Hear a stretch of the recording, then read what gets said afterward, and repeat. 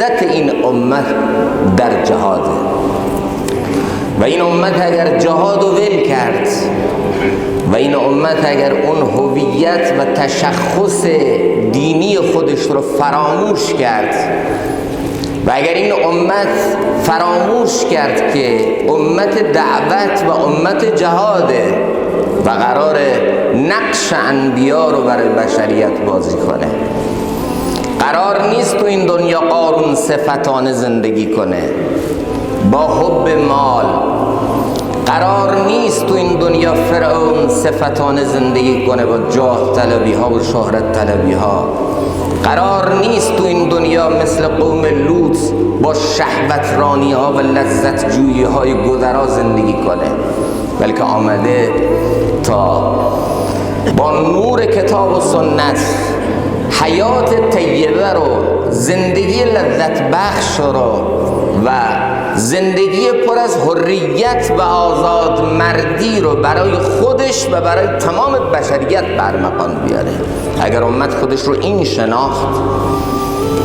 قبل از اینکه خودش رو تاجر بفهمه، قبل از اینکه خودش رو سیاستمدار بفهمه، قبل از اینکه خودش رو تحصیل کرده بفهمه، قبل از اینکه خودش رو متعلق به کدوم منطقه جغرافیایی بفهمه، قبل از اونها خودش رو امت حضرت رسول صلی الله علیه و سلم بفهمه و قبل از اینها بفهمه هویت و تشخص من اینه که من رو الله مبعوث کرده برای بشریت، بالقوه این استعداد و این توانمندی در هر فرد این امت وجود داره، هر فرد این امت، مرد و زن این امت، الله تعالی این قوت رو گذاشته، این ظرفیت رو گذاشته که هر فرد این امت یک تنه میتونه ضربه های بسیار مهلکی بر مستبدین و مستکبرین عالم بزنه، میتونه بزرگترین تاریخ ساز و بزرگترین حماسه آفرین تاریخ از خودش نامی رو بر جریده عالم ثبت کنه و بره. روزی که همسر عمر مختار رحمت الله تعالی علیه وفات کرد، او بسیار گریه کرد، حالا که خیلی از عزیزان خودش رو، خیلی از همرزمان خودش رو از دست داده بود و استقامت و ایستادگی این مرد رو همه دیده بودن، اما همسرش که وفات کرد احساساتش رو نمیتونست کنترل بکنه.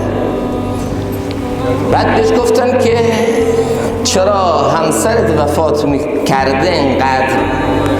میبینیم شرایط روحیت به هم ریخته و نمیتونی خودتو کنترل بکنی، جلو اشکتو بگیری؟ و این زنی بود که من وقتی وارد خیمگاه خودم میشدم میدوید اون پرده خیمه رو بلند میکرد، بعد به من میگفت بیا تو شیر مردم. میگفتم چرا این کار میکنی؟ میگفت دوست ندارم حتی همین لحظه همسرت رو خم ببینم. تو آرزوی یک امتی، تو تا موقعی که سر تو بلنده سر امت بلنده و تو موقعی که تو ایستادی امت ایستاده و من نمیخوام شوهرم رو حتی برای دقایقی که میخواد وارد خیمم بشه ببینم که سرش خم شده آمده تو. این شیر زنان در کنار این شیر مردان با این هویت و تشخص اسلامی، اینها میتونند نام خودشون رو بر جریده عالم ثبت کنند. و اگر اون کسانی که در زمان عمر مختار با نفاق، با بزدلی، با نیرنگ بازی، با سیاست بازی پای برگه اعدام عمر مختار رو به ظاهر مسلمان، به ظاهر معمم، به ظاهر لباس دین به تن داشتند،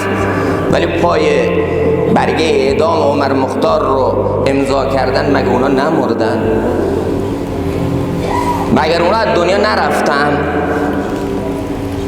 مگر اونها حیات جاودانه و سرمدی پیدا کردن؟ مگر اونها دنیا رو برای خودشون ثبت کردن و برای همیشه تو دنیا موندن؟ نه، اونا هم باید برن، اما اونا با چه نکبتی و با چه رسوایی و با چه ذلتی برای چند سال بیشتر زندگی کردن. اونا در حقیقت پای حکم اعدام عمر مختار رو امضا نکردن، پای نکبت و رسوایی خودشون رو تو تاریخ امضا کردن و رفتن. عمر مختار زنده است چون شهید راه حقه. عمر مختار زنده است چون منبرها و تریبونها و کتابها و تاریخ نامش رو هنوز که هنوز داره